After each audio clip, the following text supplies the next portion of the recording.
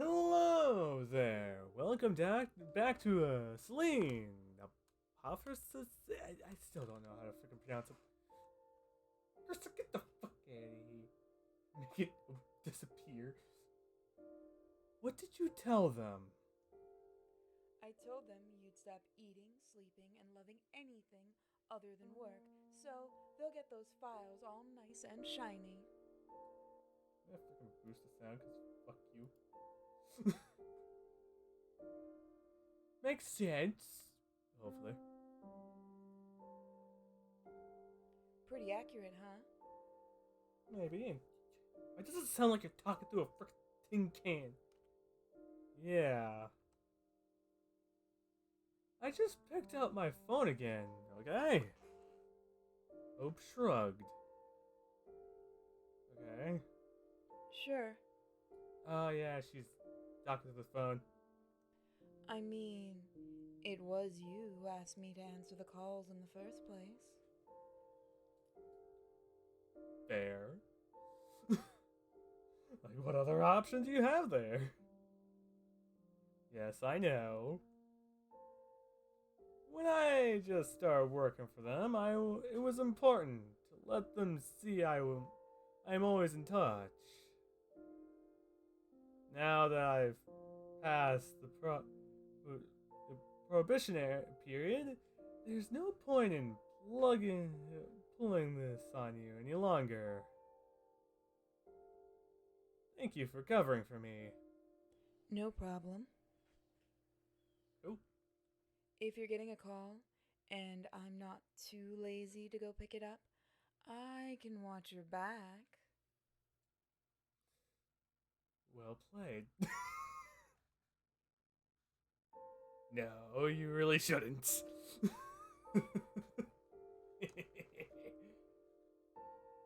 This project is completely complicated. I'd rather deal with it myself. Uh, what level of complicated are we looking at? That's the real question. Ethan set rigid. No. He'd never considered himself a good liar, but Hope didn't seem to notice anything. She sighed, pretending to be upset, and rolled her eyes. Well, now, guess I'm being fired from an unpaid security position without any honors or compensation.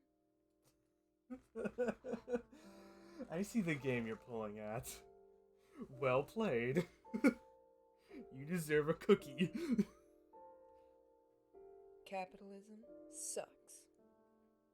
Well, fuck you. It pays my bills.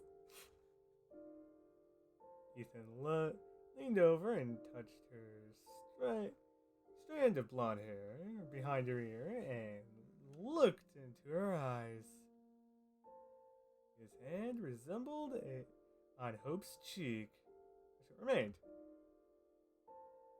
Your help is very important to me. Okay, now they're pulling smooth moves. God dang. I don't know how smooth it is. Who cares? Moves are moves. I'm fine. Not dead yet. Certainly not sick from the start of the series. Hope went over his. She closed her eyes. I know. I couldn't have done it without you. What else is new? Well, what kind of bullshit do you want me to pull? That's what would be new. They kissed. When Hope pulled away, she looked pleased, a sly smile on her lips.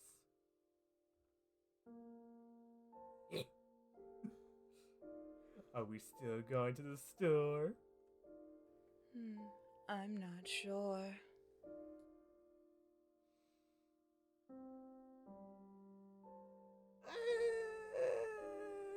Do I really want to roll the dice on this? They reached out for each other again, but the phone gave a shrill ring. Luck incarnate! After the phone call this morning, Ethan turned the silent mode off. Oh well. My city needs me. Ethan briefly pauses his lips and on the forehead. On her forehead. He sighed and slapped his ass. Oh. Hope sighed and slapped his ass. Okay. Now we know she likes that booty. If God existed, he'd really want us to buy some zucchinis.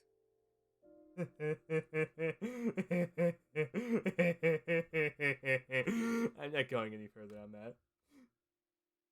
I have a feeling I was going much lewder there. But who cares? I'll go and get dressed.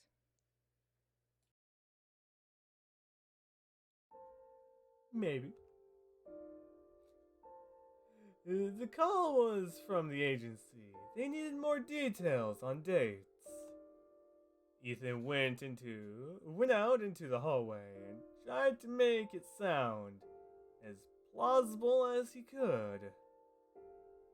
Yes, he could understand that the deadline was very close. Wasn't he getting this shit done earlier? No, there were no serious hitches in the work. Yes, he will send everything on time. When the call finally ended, Ethan's neck and face were flushed by the time he was lousy liar after all. Ethan had to catch his breath. When he returned to the room, Hope was reaching for his laptop. What are you doing? Hope glanced at him over the shoulder. This time she looked surprised. Nothing special, really. I just wanted to print out some discount coupons. Okay. I sense that's a lie. But makes perfect sense. I can fully understand that. What about it? The fuck should I know? Wait, can we just get almost anything online nowadays? Secondly, why can't we just use our phones for that shit? Just walk up, oh look, I found this. Beep. That's the funny part. Ethan left a bunch of files on and tabs open. Okay. They had nothing to do with the agency's projects, and he didn't want Hope to see them. After all, she didn't know enough about his projects to serve as a sort of security. After all the projects, except the one that Ethan should have taken because it wasn't paid for. Maybe his fears were irrational. Maybe Hope wouldn't blame him. But Ethan felt ashamed and he didn't want to take any chances after what had happened this morning. Okay. I have lots of unsaved files in there. Some important information might get lost. Can I print those coupons myself? Ethan felt the heart race again in his neck and cheeks. Hope stared at him for a few seconds. Ethan couldn't read the expression on her face, and that creeped him out. He was ready hear the the reproaches he'd ever agree with them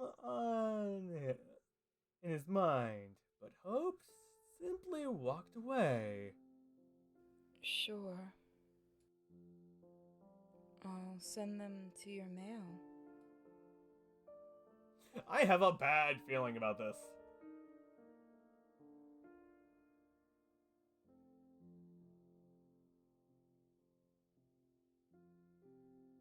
Yeah? It is the night? What has happened? They spent most of the way to the store in tense silence. A few times, Ethan asked something just to make sure Hope was still talking to him. Hope was through the answers were dry, and she never even attempted to make a joke. That is a bad thing. I sense very bad things. It's not that bad, Ethan told himself. It's not that bad at all. If you repeat it again and again, you can buy a little time.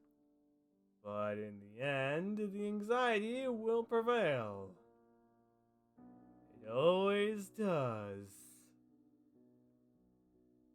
Ethan's mind quickly figured out the owner was trying to trick it, and spat out the chewing gum.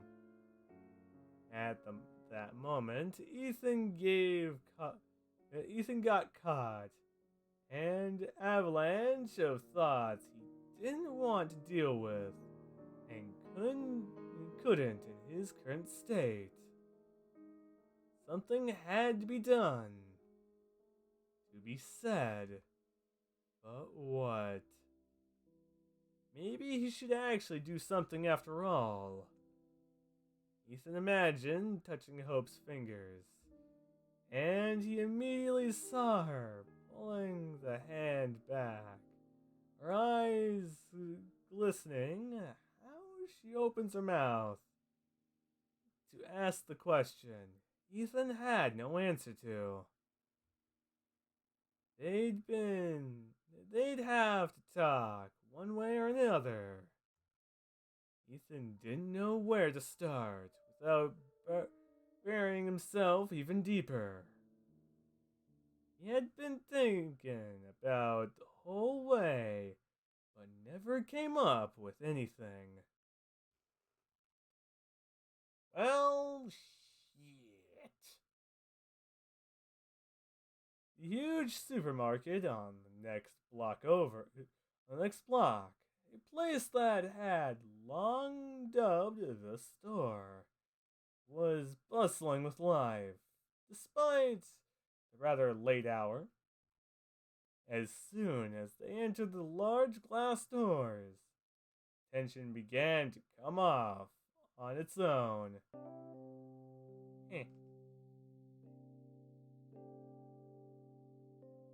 The cards were source, but Ethan got them one in exchange for a coupon.